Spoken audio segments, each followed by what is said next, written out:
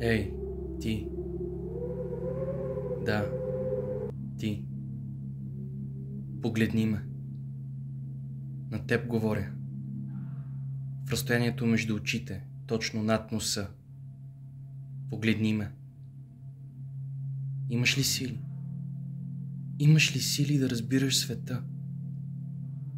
Не се оглеждай, тебе питам.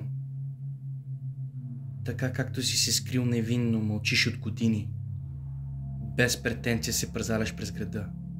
А аз те виждам с една унилост, стискаш зъби, която в есенцията те убива. Така че питам. Разбираш ли света? Имаш ли сили? Понасеш ли го? Не дай да криеш. Аз знам истината. Самозабравил си се във всичко, що научихме. Плуваш в това, което чухме от всички, в това, което искаха. И май се закачи за проблясъците тъй мили. Забравил защо страдах.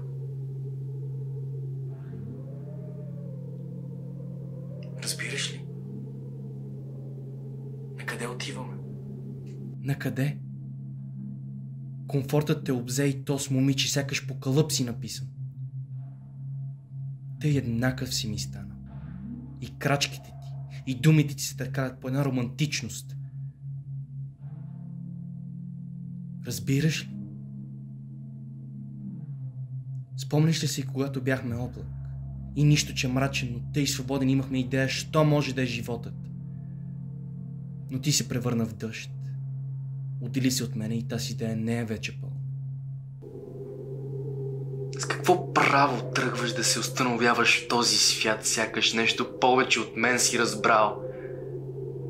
И търсиш как да се откажеш от всичко следващо, готов да кажеш: нищо повече няма.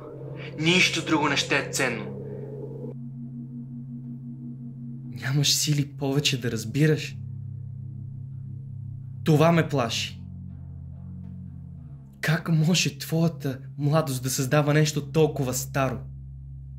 Ти, който си се скрил невинно, мълчиш от години, без претенция се пързаляш през града, а аз те виждам с една унилост, стискаш зъби, която в есенцията те убива.